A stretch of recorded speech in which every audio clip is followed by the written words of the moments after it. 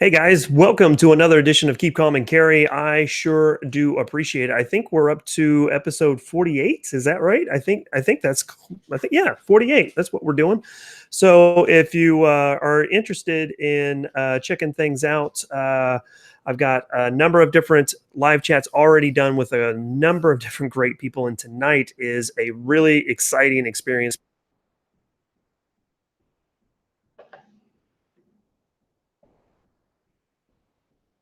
Is going to be a big treat for me, and hopefully it'll be a big treat for you guys as well. So before we get into it, naturally, I got to talk about some shameless plugs and all that jazz, and give everybody a little bit of time to, heat up their phones or their computer or whatever they need to watch things and just get going. But first and foremost, Patreon's out there. If you guys are interested, you're more than welcome to jump on that. Naturally, we're going to be talking about demonetization a little bit tonight, and this is one way to combat that. Now, I've got a couple different irons in the fire right now that I'm working to try to offset some of that type of stuff, but as it stands right now, Patreon has been a huge help, and I certainly do appreciate it. If it's something you guys want to do, that's great. If you don't, that's fine too.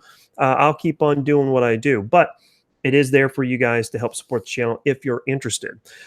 We have a couple new Patreon members, and I really do appreciate it. KS Gun Guy is one of them, and Art, sir, thank you so much. You've been a really big supporter of the channel here lately, and I sure do appreciate it. So fitandfire.com is up and running as well if you guys are interested in deals of the week, deals of the day from PSA, and some stuff on my builds that I'm doing. I've got that there as well. Real quick, I do want to say that tonight's drink, we talked about it last week, and this time we're doing another rye whiskey.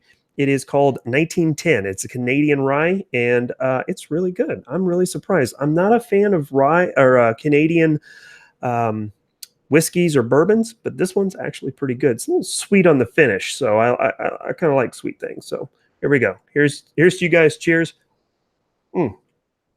Very good. Okay, so with that being said, if you have any questions tonight for myself or for our guest, please make sure you put the @fit_n_fire.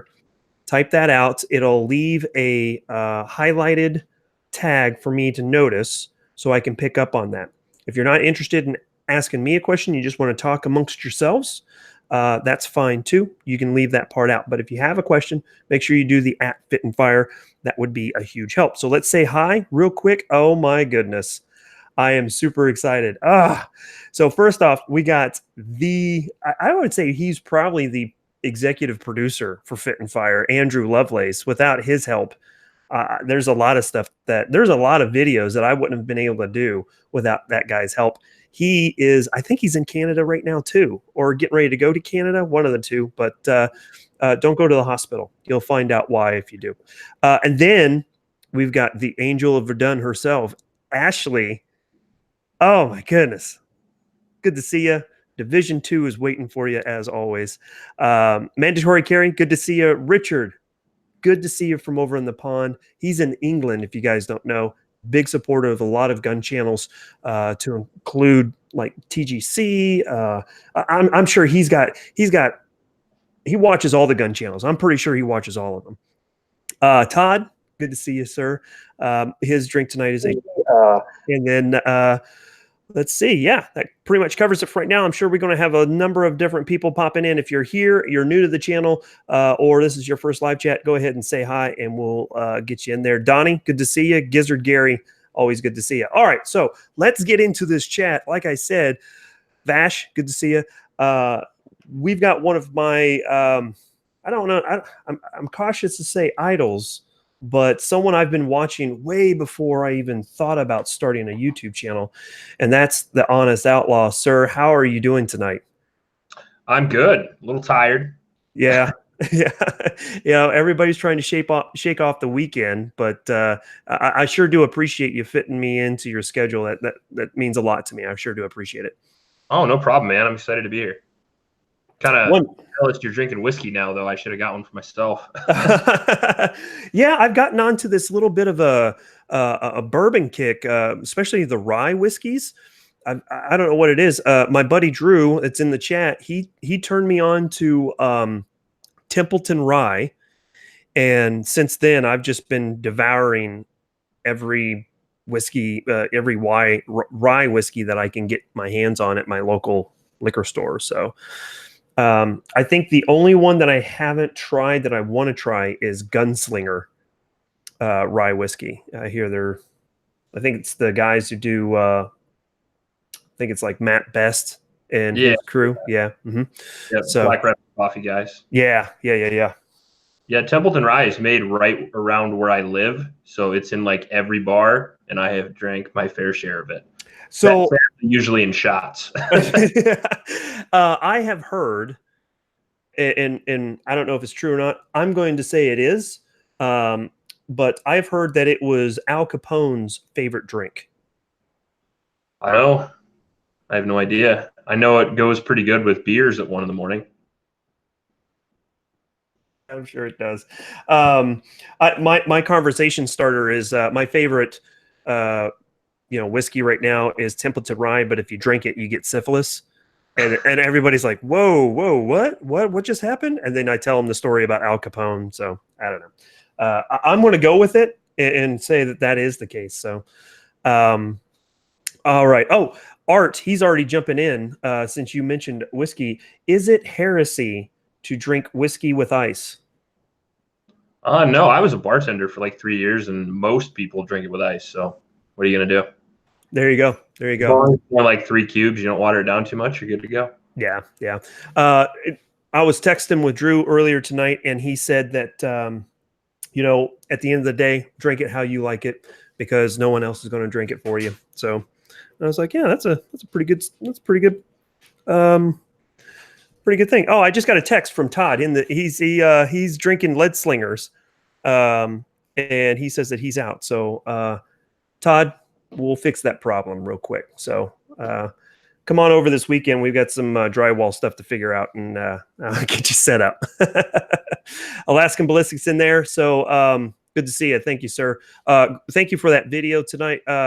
Just so you guys know, Alaskan Ballistics, he's getting ready to hit 5,000 subscribers. That's a pretty big milestone for some of us smaller channels. And he's doing a awesome giveaway. Blows my 5,000 subscriber giveaway out of the water. So if you guys are interested, swing by his channel, check out his 5,000 giveaway. And pretty much if you win, you're pretty close to getting a AR out of the deal. So check it out. All right. So Mr. Honest or Outlaw, what should I call you? How should I address you? Chris is my first name, so you can just call me that. Okay, Chris. All right, will do. So tell us a little bit about yourself. How did you get started in doing the YouTube videos, and what kind of propelled you into that and all that jazz? Well, I shot production in USPSA, so I shot a lot before I started the YouTube channel, and I had a lot of guns. My dad's an avid hunter, and I went to school to be a police officer, so all my friends have a lot of firearms, and we just shot all the time. And I used to watch YouTube videos about which guns I would buy beforehand, and I bought a couple of stinkers on some recommendations from some YouTubers at the time, and I felt like I could do a better job, so I tried to. I don't know if I do, but I try to. Right on. So what was some of the stinkers that you bought?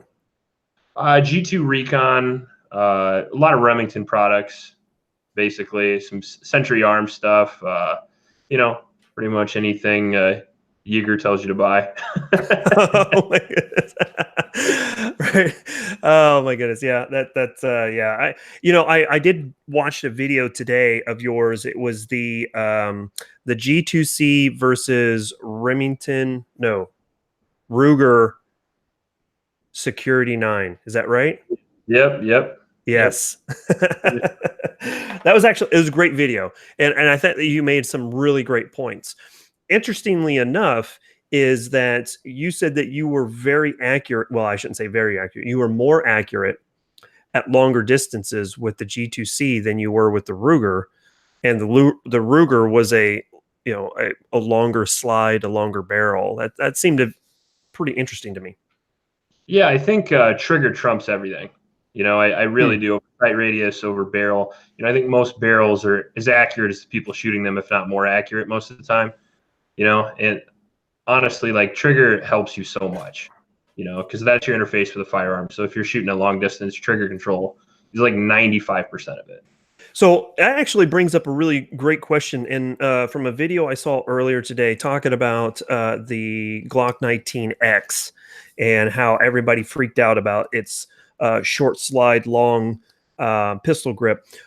Would you say that a trigger is more important or your grip is more important? What do you think? Well, it depends on what you're doing. If you're shooting up close, like a defensive type shoot, or if you're shooting within, let's say, 20 yards, I think your grip's probably a really good grip and a good trigger control is good for that.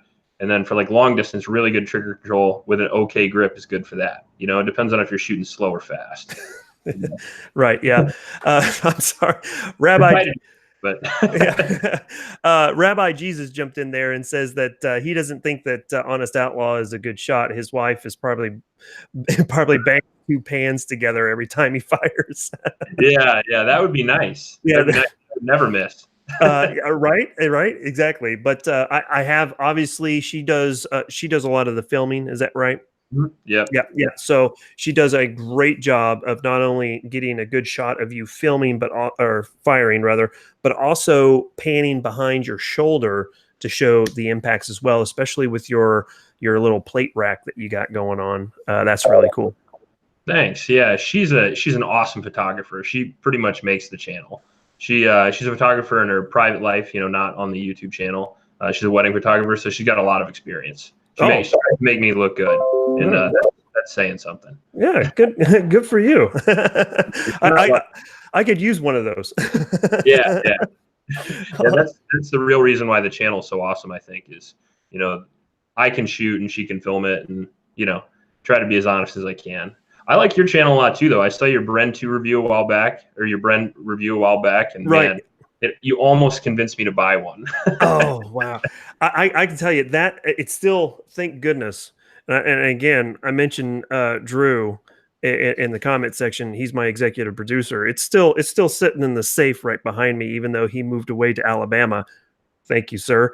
And we're going to do some follow-up videos on that because I don't know if that video that I did it justice. So I'm going to try to do some accuracy testing on it, just do some groups to show what the accuracy is. And yeah, we'll go from there. Maybe do some running gun stuff, but I'm telling you, it's really good. You should do a running gun comparison with the SCAR. I'd like to see that because I used to have a SCAR 16 and I loved it, but not enough to keep it because it's so expensive, because I got to keep cycling stuff through the channel and buying stuff, but it's a cool gun. And I think of the CZ, at least the Bren 2, the lighter version, is almost probably a better version of the SCAR because the SCAR seems like an update. The SCAR, I think the SCAR, I've never shot a SCAR, but I think that I take that back. I have shot a SCAR 2 years ago and it was fine. Great, wonderful, whatever. But the fit and finish of that CZ just is so much better. The plastic or the polymer components of the CZ Bren, it just seems to be just better than the SCAR. The SCAR seems kind of cheap on those plastic pieces. So I don't know. Just maybe I'm a little biased, I guess. I don't know. So no, it's hard to say. I'm a big CZ fan. I mean, if anybody's ever seen my channel, it's littered with CZs for a reason. I mean, they're great guns. Absolutely, they're one of my favorites. Indeed. So I'm kind of getting a little off track here, but I did get a good question in the comment section here from Art. Buddy, thanks again for jumping up on the Patreon. I appreciate it. But he says the Masada is going to be a good competition for the 19X. Any chance that you're going to have an opportunity to look at the Masada here pretty soon from IWI, or have you seen some of the videos that's been put out on that as of yet? Yeah. I've seen TBF TV's video, and I've already had a bunch of people message me and ask me if I'm going to have it. And yeah, I'll have it eventually. I don't have, I guess, an opinion either way because it seems like just an Israeli, Glock 45 19X kind of thing, kind of like the FN. And they're cool guns. They don't excite me as much as they used to, because if you shot 90 polymer guns in a row, they're kind of polymer guns. But yeah, it should be an all right gun. I don't know where it's priced at. Is it priced lower or higher than the Glock? Supposedly, it's supposed to be coming in right about the 450 MSRP mark. So street value would probably be what, about 425, maybe closer to 400. Yeah, I think it would make a splash. The problem is getting it in big box stores and stuff like that, trying to get the average person to buy it. That's always been the problem with people trying to compete with Glock. Yeah. And I came across a video talking about big box stores, so Academy Sports or some of these other stores, Cabela's, Bass Pro Shops. And this video was a guy who worked in a retail gun shop, not like a, just a mom and pop gun store, but an actual big box store. And he said that he was actually surprised at how many people did not buy Glocks, even though that they're so popular and they're, everybody knows them. He said that he found that people were buying more budget options, whether that be, the Tauruses or the Ruger Security 9s or whatever the case may be. They'll look at a Glock, they're like, oh, okay, now let me look at that Ruger over there, and they end up buying the Ruger or the Taurus. I don't know if that's something that's come up in conversations with you or not, but yeah, we look at sales reports every once in a while and stuff. And I've talked to BN Hunting, is a guy I've worked with before, and he's sent me over some lists of the highest selling guns that they have. And I think the budget minded stuff is going to slowly start taking over, especially guns like the G2C, SIG's been kind of reaching in there real hard lately too with the 320 series. I think guns that come to market that have more features than Glock for a lower price, I think it's been happening for a while, and I think it's finally starting to catch up with them. And that's good. It'll cause them to innovate too, Absolutely. So there you have it. I'm in the camp that I'm kind of skeptical of the IWI. I have no doubt that it is going to be the Masada is going to be a great pistol. I'm sure it's going to be reliable, but I'm curious to see if it's going to do anything to push the ball forward when it comes to polymer frame striker fired pistols. I think that it is, by IWI releasing it to the American market, I think it is more of a, let's make up some of the R&D money and some of the money to the contracts to the IDF if we don't get a contract with them. That's kind of the angle I see it as. And I hate to be pessimistic, but that's just kind of how I see it. I don't know. No, I hear you. I mean, one thing it does have is it's coming to market with a lot of features. Now, I've only seen a video or two on it. I'm not an expert, and I barely remember it, but it seems like it has, it's going the same route as FN with the 509 and like CZ with their P10 series. You see a lot of guns coming out with all the features you'd want to put on it already. And that seems to be a nice niche they're filling right now. But yeah, I mean, is it going to take the world by storm? Absolutely not. Is it going to sell enough to keep it on the market? It's hard to say, but there are guns out there now that are innovating though that I like. I mean, I wanted to bring up the Steyr. The new Steyr looks pretty cool. Yes. Mm-hmm. And there's guns like the Alien pistol. There's, I'm interested to see somebody do a striker fired gun with a rotating barrel. I'd like to see that Glock with the rotating barrel. I think that would be really cool. Kind of like the PX Storm, PX4 Storm. I really like that system, absolutely, and I think the Arsenals have it too. And it really dampens the recoil. Have you shot any of those? The rotating barrel? I have not. I actually, for the very first time, held a PX4 Storm on Saturday, and one of the main reasons is I'm not a Beretta fan. Yeah. So, nothing against Beretta. I have a bias on Beretta because of my time in the military and my year in Iraq and having to carry the world's worst 92 or M9, so 1,000 rounds through it with shotty mags, by the lowest bidder. Exactly. It didn't have any bluing on it whatsoever. The trigger spring broke on it, so every time I pulled the trigger, I had to reset it with my finger. So yeah, but I hear great things about the PX4 Storm. So Yeah, if I had to lean between the Storm and the Arsenal, or at least what is the Archon Type B, I would lean toward the Type B though. I mean, if I had to pick one or the other, just because of the trigger and the Type, I like the PX4, but I feel like the weird ergonomics kind of hold it back, and I feel like the trigger's just not as fast. If you want a rotating barrel with a low bore axis, you want to go fast. And the Archon does that. It does, yes. but it's also $900 or $800 or whatever it is. Yeah, and I was concerned because I thought that the Archon had some issues coming out of the gate, Oh, or it was, yeah. Yeah, I did. Yeah, I had to send mine back. It's a good thing that I have a YouTube channel because they were super nice to me. They got my gun back to me in a week, which is really impressive. But I've talked to some people. I've done a bunch of videos on it. I've talked to some people, and apparently they have pretty good customer service all around, which is nice because a lot of companies like Sig or Glock don't usually. I've had some piss poor experiences with those guys. But the Archon, I wish they would change the grip. I hated the grip on the gun, but I like the system. I think the whole upper part of the gun is amazing. But I personally would like to see a 5-inch version with that Archon makes, not like the Arsenal version, because the Archon, I believe, has a better trigger. Mm-hmm. Yeah. And going back to the Masada, something that was brought up in the chat room that we didn't really touch on was the fact that it has the modular design, much like the P320.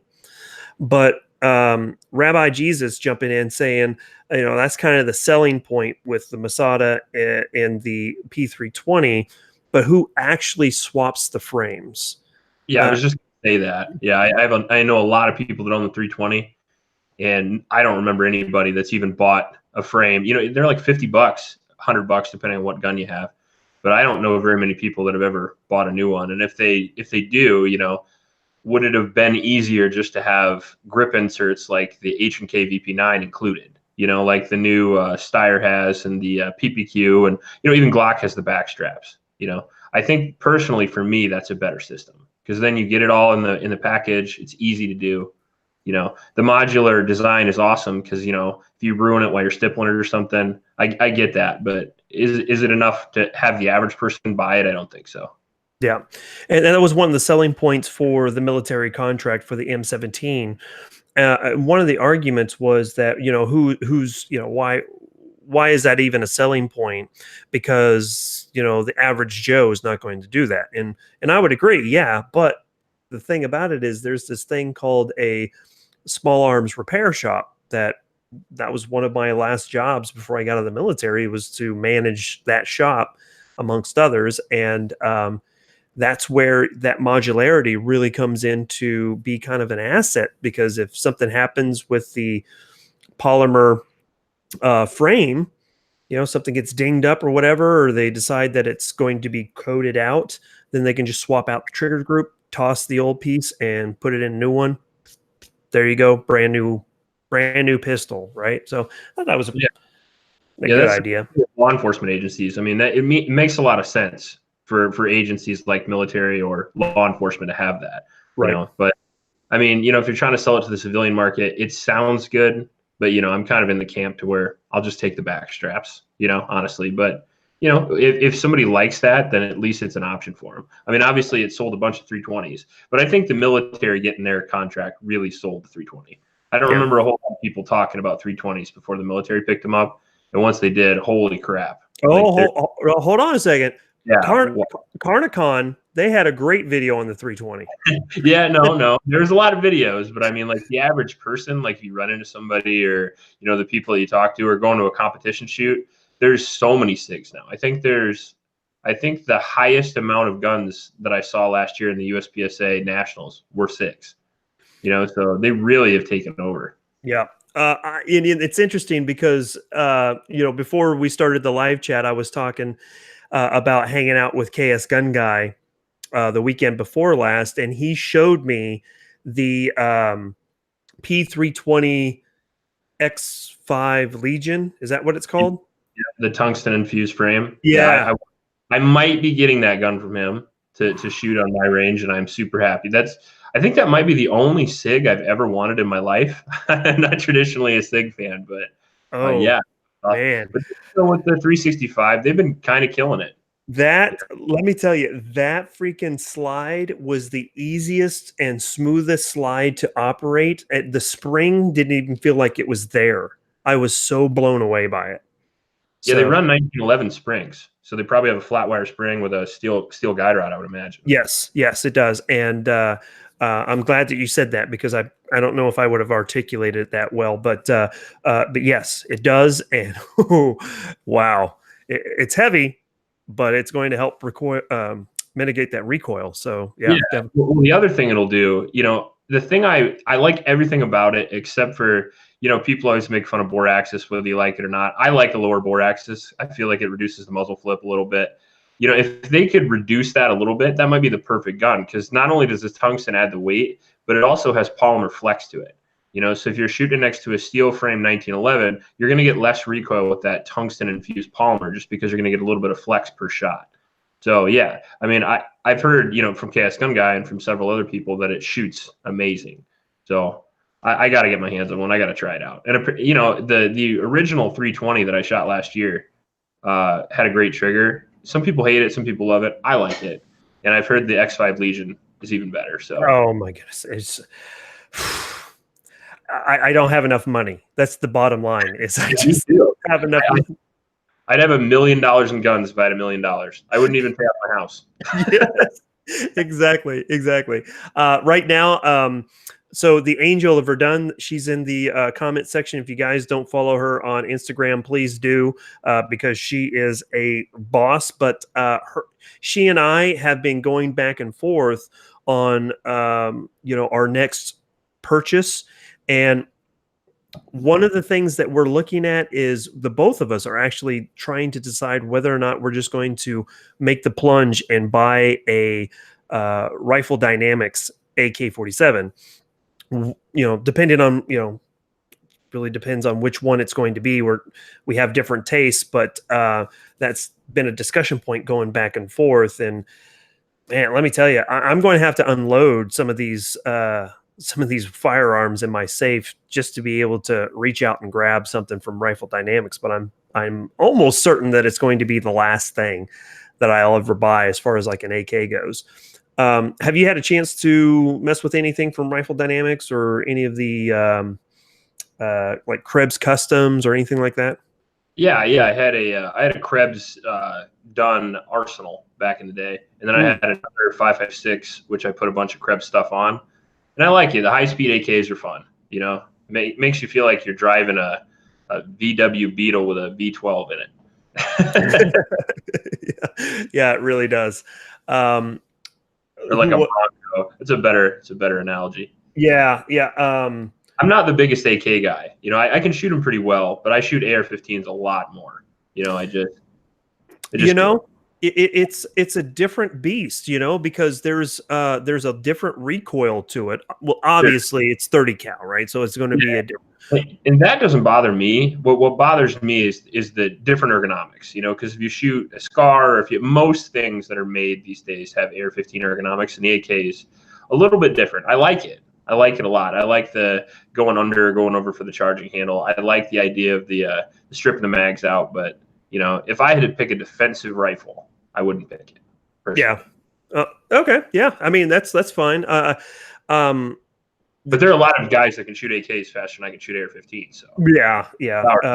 I think Grand Thumb is one of them. He was just shooting a Rifle Dynamics over the weekend and posted some stuff on Instagram, and it's pretty sick. So I'd like to race him one day. I'll give him a run for his money. Yeah, I bet you would. And they are.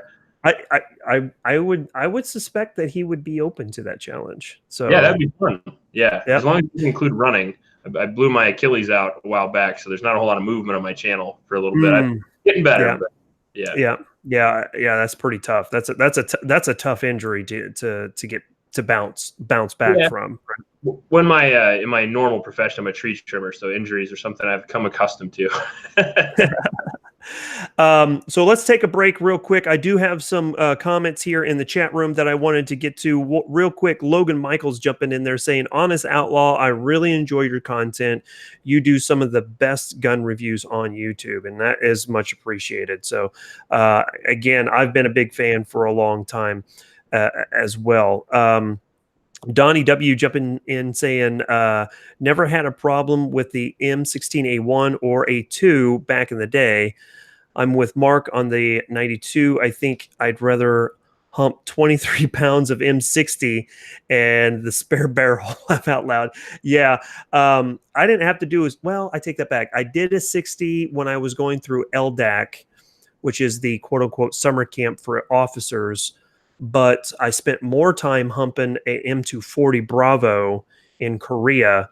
Yes, I would agree. I'd rather hump that than have a 92. So no problem there. Let's see. The better feature on the P320's modularity is to interchange between 940 and 357 SIG. Yeah, I would say that that's a really good opportunity there. Definitely see the ability to that there. The armsmen. So yeah, so there's that. Let's see. Let me get back down here. Ashley saying, yeah, I'm still debating on whether Jim to work on the 107 or buy the new NATO. So what Ashley is talking about there, the Angel of Verdun, is she's talking about she has an Arsenal 107 and she's debating on whether to send it in to Rifle Dynamics to have it converted to a 5.56 AK or just to go ahead and buy a brand new one. So if you guys have any opinions on that, please drop that into the comment section for Ashley. I'm sure she would love all of your expert help there. And then let's see. So I did see a comment earlier. I wanted to jump on to and see what your opinion was on that, Chris, was that someone mentioned that they would have rather carried or had while they're in the military a 1911 opposed to the 92. So how do you feel about a 1911 in comparison to a M9 or a Beretta 92F? If you were in the military, would you? Yeah, which one would you carry? I was not, but I'm a 1911 guy. That's my absolute favorite gun. So if you would ask me if I would carry anything other than a 1911, I mean, maybe I carry a Glock, so I'd carry a Glock over 1911, but 1911 second place. So yeah, it definitely beats the M9 for me. Yeah, see, and I have a special place in my heart for the 1911 as well, because that's what my dad grew me up on, and that grew me up on. That didn't even make any sense. But I grew up with a 1911. I mean, anytime a pistol, we need to talk about a pistol or how to disassemble or maintenance or anything like that, my dad went in and pulled out a 1911. When we went to the range, it was one of the 3 different versions of 1911s that he had. He had a double eagle. Let's see, it's a para-ordnance double eagle, which was their submission to the 1984 trials. And it is a double stack 45 ACP with a decocker on it. Wow, I've never seen that. That sounds pretty cool, actually. It's a really interesting gun, and it's a lot of fun to shoot. It's a little bulky, to hold because it's a double stack 45, but it's a lot of fun. Have you seen the double barreled 1911? Have you held one of those? I want to shoot one. I held one, but I haven't shot one. Yeah, I've seen those. It was either at SHOT Show or NRAM last year. I saw one of those, and I'm just like, no. Who pays that? It's like $5,000. Why would you ever buy that? Yeah, it wasn't people who bought that and hit them with something. It was actually surprisingly enough, it wasn't SHOT Show and it wasn't NRAM. It was. I saw it at a show. Yeah. Being sold for like $5,000. I was at the Tulsa Gun Show is where I was at for when I saw that what are they, I don't even remember what they call it. Yeah, I don't either. It's in Deadpool though. I did a video on one way back in the day, like not like a year ago or something. Arsenal, I don't know, double barrel 1911. Everybody knows what it is. Yeah. I think, at least I hope. It's crazy. They have an AR-15 too, don't they? I think they do. I have no idea, but I think it's I just don't think it's practical. I mean, it's just No, not at all. Unless you're Jerry Michalek. I think he shot two of them at once. Holy crap! Oh my goodness, yeah, right. That guy's so amazing. He really is. He's done some stuff with Kentucky Ballistics here not too long ago. Did you see that? Huh? No. No. I don't know if Stuff though. I love that guy. yeah. They teamed up together. I don't know if they put a video out or if it was just stuff on Instagram, but I saw it on Instagram. And they actually got Jerry Micklick into that dinosaur costume that Kentucky Ballistics has. So it's completely ridiculous. Yeah, he dresses up sometimes. He did like a Captain America video and a Mario video. Yeah, I wanted to talk about. So you grew up on the 1911. So do you still own a bunch of them now? Because like I said, they're definitely my favorite gun. So I own one that my dad built for me and gave me when I returned home from Afghanistan back in 2011. And then I have one from Rock Island that was sent to me on T&E. And to be frankly honest with you, I've kept it way longer than I should have, and I haven't sent it back yet. But it's their 9mm, what is it, TAC-2 FS. I don't know what their nomenclature is, but it's a 9mm 10 round magazine, 1911. It's a lot of fun to shoot. Yeah, I get a bunch of crap on my channel because I always shoot 9mm 1911s. I have 45s. I shoot the nines so much more. So every new one I buy now is a 9mm. Everybody gets so mad. If you haven't shot a 1911 9mm, you got to try it out. They're like the sweetest shooting gun of all time. It is pretty smooth. And I take that back. I'm probably going to get a little crap about this, but the wife wanted it. So the wife got it. She wanted a Kimber Micro 9. So my wife bought one of those because it was turquoise, and I got her a turquoise Glock instead. So they always, a lot of people talk bad about Kimbers, and I totally understand why, but this one's been good. I mean, we ran 200-300 rounds through it. You got a 95% chance of getting a good one. Well, I think most people have good Kimbers. You know, I've never personally owned one. I've shot a few of them, and I had a buddy who had a bad one. But I think they're the highest selling 1911 manufacturer in the country, aren't they? I think they're above. Not? Keith actually jumps in there and says that Rock Island makes more 1911s than any other company. Yes, they do. That makes sense through their price point. But, you know, and Rock Island also is another company that has, you know, a little bit shady, quality control sometimes. You can get a really good Rock Island or you can get a really bad one. I think it's just because they make so many of them. You know, like SIG's kind of in that boat now too, where SIG used to make bomb-proof, awesome, amazing, reliable handguns, but now they have some stinkers come out every once in a while. Sure. And actually brings up a good point. Logan Michaels jumping in there says Kimber seemed overpriced to me. What do you think? I agree. I wouldn't buy one if you could get I mean, SIG's the same price, Colt's the same price. I would get a Colt over a Kimber any day. I mean, I would get a Dan Wesson over all of them. And it's just a little more. So, I mean, your average you can get a used Dan Wesson for $1,100, $1,000. You know, it's the same price as the Kimber. I'd go. But I've had amazing luck with Dan Wesson. I've had 5 or 6 of them in my life, and I've had enough malfunctions to count on one hand, maybe. So yeah. So I will say this, that I would agree with you that Kimber is typically a more expensive option to a 1911, but the Micro 9 that we purchased was $600-ish, which for a micro compact, it's a little expensive. But for a 1911 that works, I mean, if it's reliable, that's a pretty good price, I think. Yes, and the comparable option to that, I would say, would be the SIG. No, I was going to say, oh man, I just totally spaced the name of it. It's the Springfield Micro 1911 that they have, Hmm. and it is EM called the the DMP. the EMP. Yep. Yes, Yep. yes, that thing has been $900 for a decade. I I promise you, I've been Because trying they to get. sell them, I think. I see a lot of those too.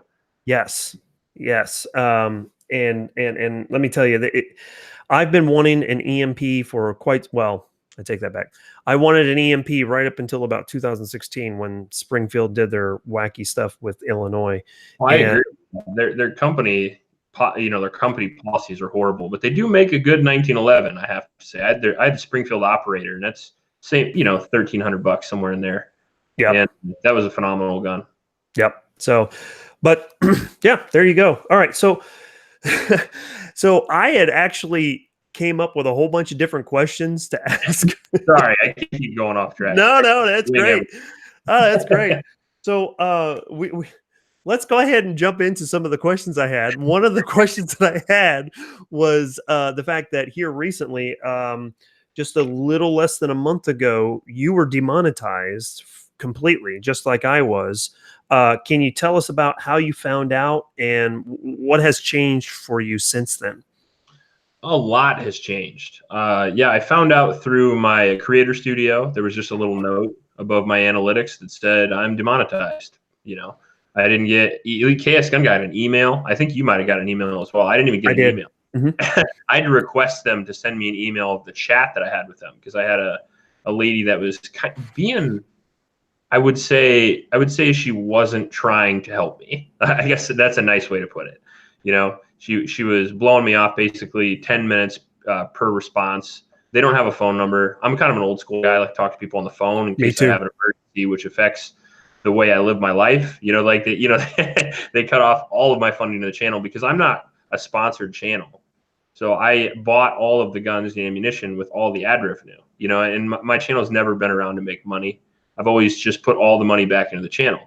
And all of a sudden you wake up one day and now you're not making money. You have to figure out a way to make money, or you have to downsize the channel back to where it was when you first started, because that's how people grow their channel from a hobby into something that people really want to see. But you got, if you're going to have a couple of different guns a month and you're going to shoot 6,000 rounds a month, you have to have some sort of funding. So I had to go to Patreon, and that was amazing. I couldn't believe the response. One thing about the Second Amendment community is that they really take care of people, especially when bad things happen like this. My patron number doubled in like 2 days. So I can't thank everyone who helped support me enough. And like I said, all their money goes right to the guns and ammo and all that stuff. But man, that was awesome of them. Yeah, and I would say that when I got my email, and then man, that was such a horrible day because my daughter had done so good on her geography test, and we went out to celebrate. And while we are sitting down for dinner, I got the email, and it just deflated me quite a bit. And she and I were supposed to come home and do a video together. And instead, I was just like, maybe I'm going to do one on my own. And I just kind of vented to the camera. And of all people, no surprise, but it blew me away. Such jumped on board and just ran with it. And he pulled a lot of his Patreon supporters over to mine. And Wow. just, yeah, it was a huge. So just like you, my Yeah. Patreon kind of doubled overnight, and it just blew my mind. And I'm extremely thankful for each and every single one of them. Yeah. Um, I got to thank a couple people also. There was two people that really helped me out. One was James from TBF TV. He helped get some patrons over, and Mr. Guns and Gear was awesome. Like Mr. Guns and Gear messaged me, asked if I needed anything. He's trying to hook me up with an ammo sponsor right now. That guy's amazing, and I've never met him before. I've talked to him a couple times through the comments, but it's amazing how generous people can be. it is, it really is, and it's humbling at It is. a lot of Yeah. points. So, um, so besides Patreon, is there anything else that you're trying to do differently? Yeah. Right now I'm looking to I'm really concerned about conflicts of interest because like Mhm. my channel is based around me not being gagged at all. You know, I swear my channel is an adult channel. You know, I mean, it's family friendly ish, but I say exactly how I feel. You know, like if there's a gun I really don't like or really doesn't work, I'm going to tell you. There's a lot of channels on YouTube where that's not the case, especially the bigger channels. And I don't take money for reviews or anything like that. So what I'm going to try to do is try to find something that isn't a conflict of interest, like an ammo company or Sportsman Guide, somebody like that, to hopefully do sponsorship on my channel, and that would help offset some of the cost. But again, I don't want to do it if it's like I can't be sponsored by SIG, and then all of a sudden I'm doing a whole bunch of pro SIG reviews. That looks a little weird. Yeah. You know what I mean? So yeah, I have to be careful who I choose if I choose to go that route. So if anyone has watched my channel at any point in time, they would probably think that I'm sponsored by Aero Precision. That is not the case. But I would seriously consider that offer if they decided to. The AR-15 company wouldn't be bad, because you could always do reviews of tons of other guns besides that, but yeah, I don't know. It's hard because I mean, Patreon really does help out a lot, and I want to be true to those guys. That's why I'm doing a lot of Patreon only content as well. I mean, I can't thank those guys enough. That was so amazing, and I'm happy that the same thing happened to you as well. Because you have an amazing channel, and it's nice that we can stay on the air a little bit longer. Yeah. And that was actually a conversation that I had with KS Gun Guy a week or so ago. Is how do we move forward if something doesn't change? If we are in fact blocked permanently, is it financially feasible for us to continue doing what we're doing? Because the biggest thing that I have a problem with right now is affording ammunition to do a decent review. And a decent review means running, this P320 at least 500 rounds. And 500 rounds is just putting it through its break-in period, so, No, I hear you. Yeah, I try to do 1,000 rounds with my guns because I feel like that's probably the most amount that people are going to shoot. The average person maybe shoots 1,000 rounds to their gun in their life. So I want to, try to represent the life cycle of the firearm in a short amount of time, I guess. And I try to represent that in my videos as well. And like you said, it costs ammo to do that. So you either get a quality review or, you can kind of get an idea about a gun. So if you were, let's say, demonetized forever and you had to slow it down to 100 rounds, you could probably give them, a good review, but it wouldn't be as good as it would be if you had a little extra cash. Sure. So I totally understand you. Yeah. Alaskan Ballistics jumping in, and he made a very interesting point. He and another channel called Black Diamond Guns and Gear, they both have been monetized at the same time that you and I have been demonetized, which is how dare they? It's stole our thunder. Yeah, it's very interesting. They both put in for monetization, and Alaskan Ballistics and the Joshes from Black Diamond Guns and Gear, if I remember correctly, talking to both of them either through text or on the phone. They both said, yeah, we applied for it and kind of forgot about it. And then all of a sudden, last couple weeks ago, maybe late last month, they got monetized just out of the blue.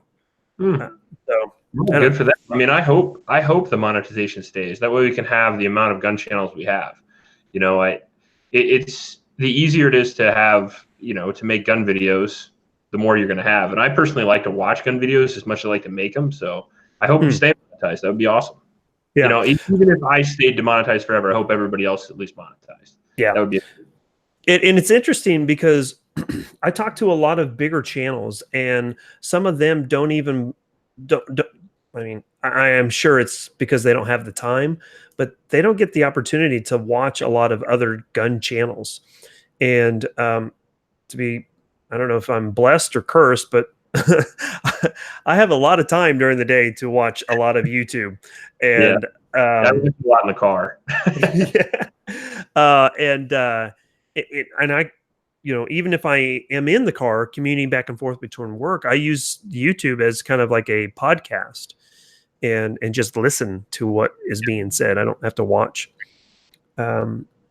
So to hear you say that, you've watched my stuff and you've watched other people's stuff is really, really super cool, because you get a channel that's 100,000, 200,000. They're way too busy trying to stay ahead of that curve to be able to watch some of the other stuff. So yeah.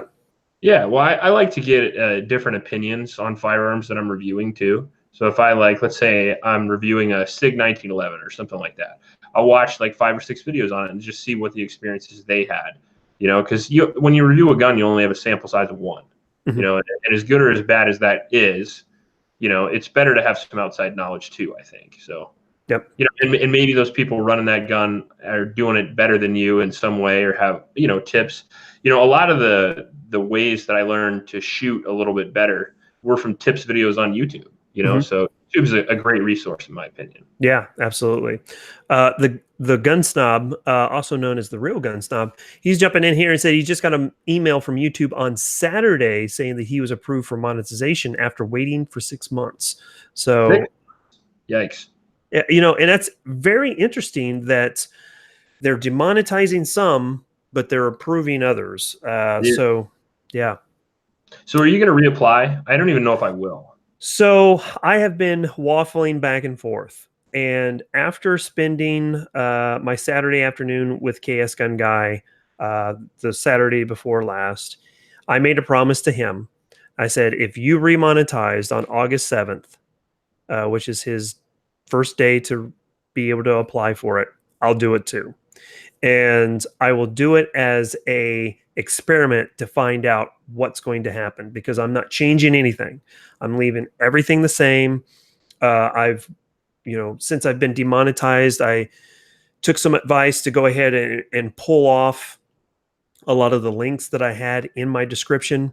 But since then, I'm like, why am I going to do that if I'm going to remain demonetized? So I put them back in. Mhm. And since my discussion with KS Gun Guy, I said, you know what? You do you, however you want to do it, reapply. I'll do me, and I'll reapply, and we'll use it as a social experiment to find out if we're able to get remonetized. So we'll see. Yeah. And it would be nice to be remonetized, but honestly, we only make like a tenth of what what normal, YouTube channels make anyway. So it's not like we're losing millions of, Jake Paul dollars, but it would be nice. It would Yeah, be nice. I I heard think Hollywood got remonetized, but I heard only his non-gun videos were monetized. That's you, at least what I heard. you said Harleywood. Yeah, yeah. Yeah. What about Jarhead 6? I heard he got remonetized, but I don't Yeah, know. he sent me an email that said he got remonetized, but I'm not sure how or what happened. I don't know him that well. I just know that I emailed him a couple of times. Yeah. Yeah. So if you guys if you guys are even interested in it, I don't know about you, but for me, I was making maybe $1 per 1,000 views of my videos. So if you would to stratify that across an entire month, it was maybe $100.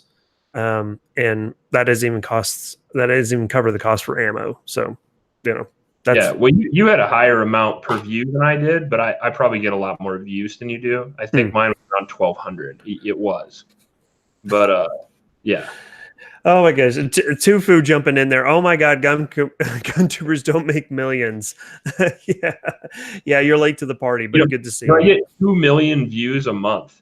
Can you imagine, like, if I was doing makeup videos or like Barbie reviews? Holy crap! Yeah, I'd buy myself a Lamborghini. I know, right? So, my daughter really wants to start a YouTube channel, Yeah, and it's good. just going to yeah, it's just going to be a vlog slash like toy review channel is what she Yeah, wants to do. that was So sweet. You should review Nerf guns like you review. I know, right? This one It is might very so be careful. this is very similar to the Aero Precision M4E1, but it's Yeah, not. right. Squirt gun reviews would be hilarious too. You're Yeah, like recoil tests and stuff on yeah, them. yeah. Land Um, grip. so Pat's jumping in here, and he made actually a really good point. That there is a German conglomerate that is getting ready to sue YouTube. Have you heard about that? Yeah, I have. Yeah, I was on a radio show, Ammo Land, and I was with a couple of reporters and some people that were a lot more into the gun community than me, and they were talking about that. Yeah, it starts with a P. There's a class action lawsuit. Hmm. Yeah, but Perush, I want to say maybe that might not be right. But yeah, they were talking about it. I have a terrible memory, so I Yeah. don't remember that well. Too many blows in the head. Yeah, yeah, same here. I, I went ahead and went over to that organization's Facebook page and submitted a application to be a part of it. Yeah, I might have to too then. Yeah, if you swing over to InRange TV, they've got kind of their take on it, and then they follow it up with the full video. Um, I will be honest, it's for an American, it's kind of it's kind of hard to watch, but there's a language barrier that they're trying to overcome, and I do applaud their effort because some of the things that they're talking about is very interesting. If you don't know what we're talking about, there is a German organization that is getting ready to sue YouTube for the ability to have them be a little bit more transparent in their policies so that individuals like us who are gun tubers or even other YouTubers who are being demonetized, the ability to understand clearly what their policies are and to be quote unquote partners, because a partnership is a two-way street, and with YouTube it seems to be kind of a one-way street. Did you get the same feeling from that?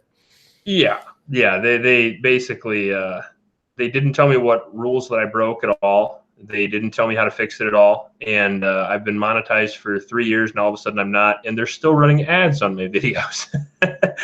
That's what people are telling me anyway. I haven't seen any, but yeah, I would say that they have probably the power and wear the pants in the relationship. It seems like. So Yeah. I want to show something here real quick. I was watching a another YouTuber this weekend, CRS Firearms, and there's an ad on my phone, and maybe you guys can help me out. I've never seen this before, but I'm going to show it right here.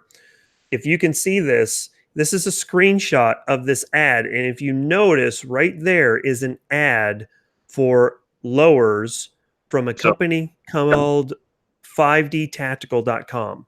are you Have you ever serious? Yeah, no. I see. I have free YouTube Red or whatever because I don't know what subscriber count you get, so I never see any of the ads. But yeah, you can't even link to anything that sells firearms on your channel, or you can get your video taken down. But they're selling guns on your channel for free. exactly? Revenue. That's hilarious. That's good. That's good business, is what that is for them. Yeah, as they said in Billy Madison, I choose business ethics. Yeah. Well, just because they're in Silicon Valley doesn't mean they don't love money. They're business people first. And they Oh, try to fool you. They try to fool you with the Volvos and the sandals, but yeah, but like it that. just it blew my mind, and I went to it, and I was thinking, well, maybe there's a loophole because maybe it's like 80% lowers or something, right? No, Mhm. no, No, lowers. no. It is a full up FFL company, right? Yeah, that's interesting. And I don't mind that. If they would just tell us what the rules were and we could follow a strict set of rules. So let's say you can't have suppressors, whatever. It's your company. If you can't have binary triggers or a slide fire stocks or whatever, if you put some stipulations down, so at least people could follow them if they chose to, or not, and they could choose not to be monetized. And if you really wanted to run it correctly, you would have advertisers that are okay advertising for firearm videos. Like, why not get firearms companies? Why not get Sportsman's Guide or Cabela's or Bass Pro Shop? Those guys they would agree to target marketing, but they don't.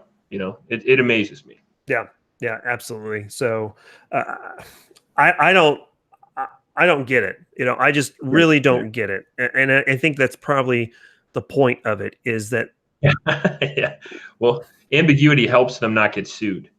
So But they don't have to worry about that. That's the problem. That's the thing that frustrates me the most is YouTube will never be sued because they're protected under the regulations, 320, 321, something like Yeah, that. but isn't it under review right now because they're acting like they're supposed to be a carrier, but they're acting like a publisher. You can't. Exactly.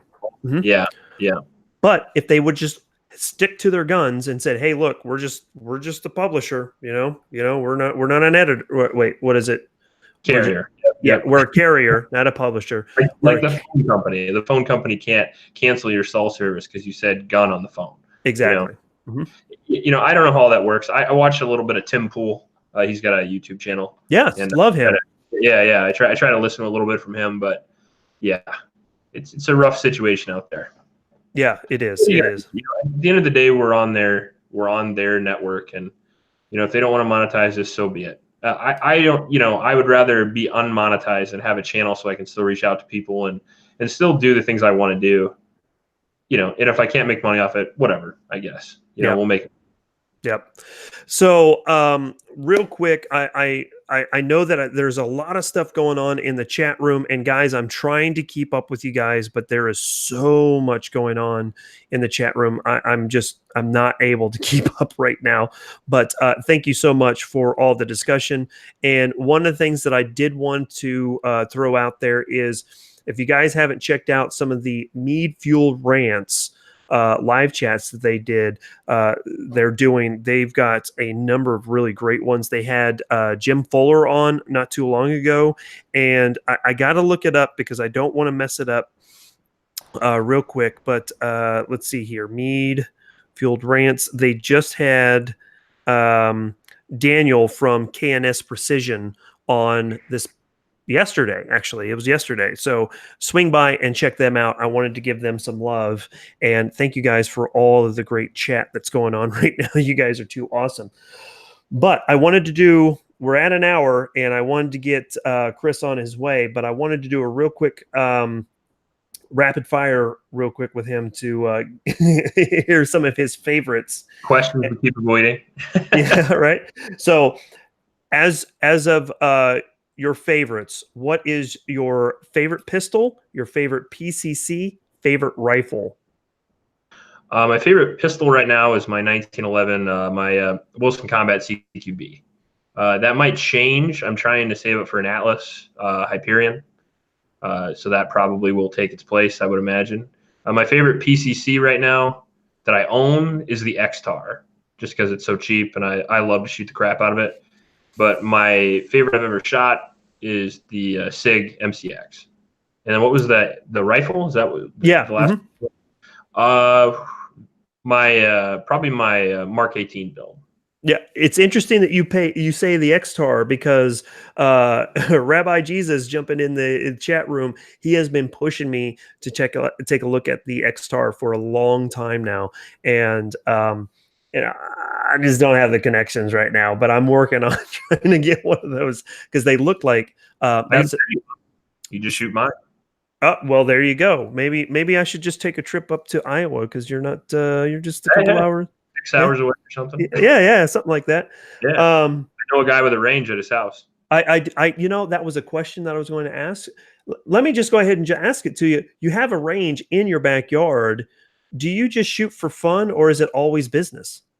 I try to go out a couple days a week and shoot for fun, but a lot of it's filming because I have a couple other businesses as well, so I'm busy a lot. But I try to go out and shoot my Shadow 2 and my 1911 as much as possible. Shadow 2, God dang. Shadow 2 is my, oh man, I mean, it's very close to my favorite gun. Very close. I had to do the poor man's version of the Shadow 2 and just go with the SP01 Tactical. Yeah, I have the version of the Shadow 2. I have the Accu Shadow. The trigger is insane. Yeah, even with the SP01 Tactical, that thing is really nice. I thought trigger upgrade to it because that's all it needs. No, I think I'm going to leave it stock. I love it the way it is right now. Well, yeah, right. But I have a Beretta 92F, Brenda 92FS. Actually, that's not really mine. It's the wife's, but that trigger on single action comes in at like 6 pounds, and the SPO1 tactical comes in at 4.5, and that's really nice. Mine's 2.9 or something. Oh gosh. Yeah, it's lighter than my Wilson Combat. Not better, I would say, because it's still a fulcrum trigger, but it's lighter. Yeah, good. Yeah, definitely. So Operator Tony jumping in there and said, yeah, I definitely need to head north and shoot the X-Tar, and then while I'm heading north, just go ahead and swing on up to Tundra Nation. So, there you go. There. I'm going down to CKS one of these days, so maybe I'll just see you down there. Oh. I know you're very close to each other. Yeah. I'll have to shoot indoors. That's too bad. Yeah, I'm not a fan. I was just shooting indoors this last weekend, deciding my new red dot on my Glock 19, and the guy next to me was shooting an AR-15, and I'm just like, every time, as soon as he started shooting, I just set my pistol down and just sat there with my arms crossed and waited until he got done. You had a break on it too, like a land. Oh yeah. It was like someone. It felt like someone punching me with a really soft boxing glove, but it just felt like I was getting punched every single time. I put an M72 break on a Desert Tech 308, the MDR, and that was the most blast I've ever felt. I've shot a Barrett 50 and it didn't have that much blast. Oh my God. M72 directs the blast back at you, So every time I shot, I felt like I was getting punched right in the face. Like it blew my sunglasses up every single time I shot it. I feel like I got brain damage from it. Oh my goodness! Just to bring it to an indoor range, break the glass. So another question I had is for your favorites. What is a pistol that is not in your, or a firearm, not a pistol, a firearm that is not in your collection that you want to be in your collection? Oh, two guns specifically. I've had my eye on them forever. I want an Atlas Hyperion L. So I'm going to get a custom Atlas with a titanium sight block and maybe an aluminum frame. I can't decide. I want it to be 37 ounces ish, 38 inches, but I want it to have a 5.5 inch sight radius. So that's number one. I'm going to make the whole thing custom, all of my specifications. Wow. And number two is going to be a Colt single action, a real one. Oh, really? I have some Italian clones, but I want a real old one too. So I have to tell you a story. Okay. we're running a little late here, but I have to tell you a story. So the December before last, so December 3rd, 2017, my stepmother passed away, and Sorry. it was sudden. She passed away in her sleep. No one expected it, and it was just, it was a crappy December. Fast forward to last Thanksgiving, and we had Thanksgiving here at my house. We brought the family in. We got my sister from Wisconsin to come in, and my dad came up and everything. And he proceeds to tell me about this, tell everyone, right in front of everyone, tells us the story about how he had this box that it was a FedEx box. He didn't know what it was, and he kept on moving it around as he's trying to clean stuff out and look through paperwork and all this other stuff. And my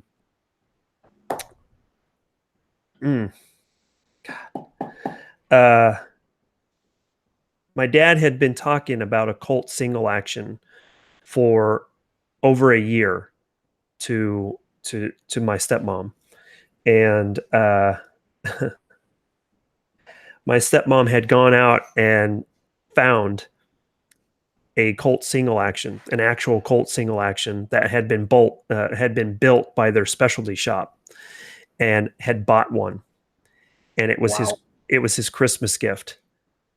And then she passed away, and he didn't know about it, and he just happened to stumble across it about 9 months later. 10 months later. Yeah. So he has all of the emails. For some reason, my stepmom printed out all the emails back and forth, and wanted to be a part of it to show that she went out and did all the research and made sure that she was getting exactly what he wanted. And sure enough, last Thanksgiving on my Instagram, you'll see a picture of this Colt single action that my dad's Christmas gift from 2017. So, and it's the real deal. It is nice. Let me tell Yeah, you. Yeah. amazing. Yeah. Amazing. Yeah. It is such a cool story. And that, my stepmom is a mom to me, had always been a mom to me. And, I always knew that she was an awesome person. And obviously that just elevated her so much more even after the fact. So it was really, really, really cool. So it's interesting you bring up a Colt single action. It's I'm a sucker for cowboy guns. I yeah, really I have an original Winchester also. yeah, But you know, yeah, and I have a couple others as well. I've done a couple of videos on some older guns, but they're not as popular as the newer guns. But I like them more. yeah. So my just interestingly enough, a conversation spurred up between my brother, my dad, and I talking about that Colt single action and who's going to get it. Uh, and you know, my brother and I are looking at each other, kind of like, I don't know who's going to get it. and I talked to my brother this last weekend, and I said, I don't know how practical this is, but and I don't know how you feel about it, but from my position, if when Dad passes away, I just assume bury him with it. So you know that's with that story and how it all came about and how much it meant to him. I think that would be a good send off. So I don't Yeah, know. I don't know. very poetic. Yeah. Yeah. All right, let's change gears here real quick and kind of wrap things up here. Just um, before we go, Area 51. Are you going to the picnic? No, I don't want to get shot by a 50 cal or a bomb dropped on me. They're always saying that they can't take us all. Well, they sure as shit can. They're not going to do that. It's just going to be a bunch of weirdos show up and they're going to get arrested. But yeah, it should be fun to watch on YouTube. I'm okay with that. How about Yeah. you? No, I'm not going. I've driven by it and I'm fine. No problems. I'm fine where I'm at. But it's interesting I that don't want to be a million. Even if they were real, I'm better off. I'll watch them on TV. I don't want to get some weird disease. yeah, Millions. there's actually a really good documentary on Netflix that's going on right now that I watched, and it'll really kind of get you to question what's going on down there. But I'm a bit of a historian, so every time I think about an alien contact situation, I always think about any other time when an advanced civilization in the world has met a non-advanced civilization. It traditionally doesn't go very well. no, no, there's usually smallpox blankets and stuff like that happen too. Spanish flu and all kinds of stuff. Yeah. So, um, real quick, before we head out of here, at the end of most of all of your videos, you talk about um, donating and or volunteering for shelters. Can you kind of expound on that a little bit and what you're trying to get out there to the masses? Yeah, that was one of the reasons why I started my channel as well. My brother volunteers a lot, and he kind of rubbed off on me, and I just wanted to do something that made a difference, that I thought made an actual difference. So yeah, that's what I chose. I mean, there's only one youth shelter really in Iowa, and they do a great job. At least in that area. So I always try to promote them, and I've talked to them back and forth, and they're awesome people. Yeah, no, it's great. Can you kind of share what exactly was going on with that shelter or whatever's going on there? Yeah, they're just a youth homeless shelter in Ames, Hmm. and they just provide clothing, food, shelter, all that stuff to people who need it when they need it. Get people back on their feet, so to speak. I think that's really important. A lot of people, especially on YouTube, you can get a lot of angry comments about homeless problems, but the reality is that once you're far enough down, it's difficult to bring yourself back up without a little bit of help. And if you can give somebody just a little bit of help and they can turn their life around, I think that's a worthwhile cause. Yeah, absolutely, absolutely. So I personally do appreciate that. There's a couple of different organizations that I do on the outside, not only with my day job, but also, just personally that I just don't, I really don't promote because it's, that's just, I just do it here locally. So It makes me feel weird doing it, but I know that it's for a good cause. It'll get them money and it'll buy stuff. So even if it's awkward, you got to do her. yeah, no, absolutely no. And what you're doing is amazing. It's just here it's so localized that Oh yeah. me talking about it is not going to really do much of anything. About the only organization that I really support is a organization called Flint Hills Foster Teen Camps, and it brings all the foster teens from this region, not area, from the region into the Flint Hills and this specific area where I shoot. And they do a lot of, just basically a summer camp for them, free of charge for them. They don't have to pay anything, of course. And it's headed up by some really amazing people. So, yeah, it's pretty That's cool. awesome. Yeah. So, anyway, with that being said, man, we've gone 15 minutes over our normal time. And I sure do appreciate you taking the time to hang out with me tonight. It's been No problem, man. like I said, I mean, when you got monetized, I wanted to let the people know because you have an awesome channel too. So I'm glad to be on here. that means a lot coming from you. That really means a lot to me. At So least in my area, it's hard to find people that are really, really into guns like you'll find on YouTube. So it's nice to talk to guys like you and KS and Big Johnson and 1776. All those guys actually know as much about firearms as I do, if not more. So, a lot of times with my regular friends, you just talk about it and you kind of, they can tell they don't really know what you're talking about. You start rambling, so it's nice to talk to people who actually know. yeah, exactly. I try to prepare, but sometimes it's a fall flat. With that being said, there's nothing I'd rather do. So like all of my time is spent researching and shooting and trying to figure out the best way to shoot or the best gun for this or this or this. So yeah, get a few beers with me and look out. I'll talk about triggers for an hour and a half. Right on, right on. Very interesting conversation that KS Gun Guy and I had talking about the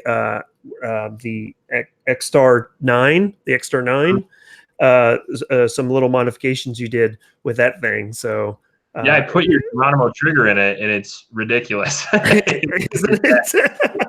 Yeah, well, I was like, oh man, this might be the best trigger I've ever tried for an AR. So what should I put it in? And I was looking at my $2,000 3-gun AR-15, and I was looking at the X-Star. I was like, which one of these am I really going to shoot more? So I put it in the X-Star because it's 9mm, takes Glock mags. I figured why not try to put 1,000 rounds through it and see what happens. But yeah, well, 9mm carbines are so much fun. Especially to shoot steel up close. If you have some steel targets at your house, oh man, yeah. Good time. Yeah. That is windy like Iowa. So people always ask me why I shoot steel. It's because paper targets blow away. 20-mile-an-hour wind at my house all the time. So. Well, the cool thing about where I live in the Flint Hills. I live in the Manhattan, Kansas area, and the range that I go to is in this really deep valley. So that's lucky. If it's windy where I'm shooting, it is extremely windy out, on normal level land. So my range is always windy. There's never wind. Yeah, it's at least 10-mile-an-hour wind all the time. So one good thing you learn from that is learning how to gauge wind. Especially with pistol rounds at distance. You gotta get some good Kentucky windage to do that out in Iowa. Yeah, I was the last video I was watching that video between the G2C and the Ruger Security 9 was for some reason I noticed that there is like a grain silo behind your range, probably about a mile or so. Oh, it actually looks like that, but that's 3.5 miles away. That thing is huge. If people always ask me, that's 300 feet tall. Yes. Yeah. And it is completely flat. Yeah. But 3.5 miles, I'd have to be shooting, a Barrett to hit that thing. So I don't worry about it too much. And it looks weird, but the grade after you get past my range goes up as well. So I don't have to worry about it that much. But I actually am getting my range built bigger anyway in a couple of months. So I really won't have to worry about it then. Yeah. I built that one myself, but I'm gonna have somebody actually build me one here pretty soon. Right on. Right on. So before we get out of here, I've been kind of prepping everybody for the end of the show, but I wanted to give you an opportunity for you to talk about whatever you wanted to talk about, where we can find you, anything that you'd like for people to be aware of, whether it be, shelters or anything like that. And I'll give you the last word to Okay, say whatever. yeah. I'm Honest Outlaw on YouTube. I do gun videos, and if you like my channel, subscribe. In the description is a bunch of links. If you want to click them, go ahead. In it, there's the YSS link for the homeless shelter, and they would really appreciate your donations. All right. Real quick, I wanted to jump in, one last question for you. Okay. And that is thoughts on the 460 Roland PCC. Any comments I there? don't know. I haven't heard of that, but that sounds really fun. I'd There you go. like to see a 50 GI one, honestly. I've been watching In Range's videos on his 50 GI Glock, and I want one. So it'd be cool to have a PCC too. There you go. There you go. That would be cool. So, all right, guys, we're going to go ahead and wrap it up tonight. Thank you so much for everyone's conversation, everything that's going on. I really do appreciate everybody that swang by. Even if you were late, that is still pretty awesome as well. If you don't know about Honest Outlaw, I've got all of his contact information down below, whether it be with YouTube, Instagram, Facebook. I think you even have Twitter going on too, right? I don't know if you. Yeah, Twitter, no. But thank you, and uh, thanks, guys. I appreciate it. yeah. So if you guys haven't subscribed to Honest Outlaw, please do. And obviously let them know that Fit and Fire sent you. That would be awesome. And hopefully, maybe we can figure out something. I can take a drive up north and hang out with you. Maybe do some type of collab. Cool. Yeah. All right. So thanks again, guys, for swinging by. We're going to get out of here. Again, tons of links down in the description below. Check that all that stuff out. And we will catch you maybe next week. I don't know. We'll see what happens. I got to pick up my daughter this week from Auntie, and we'll go from there. So, but with that, we will catch you next time, whenever that is. Keep calm and carry. Take it easy, guys. Bye, y'all.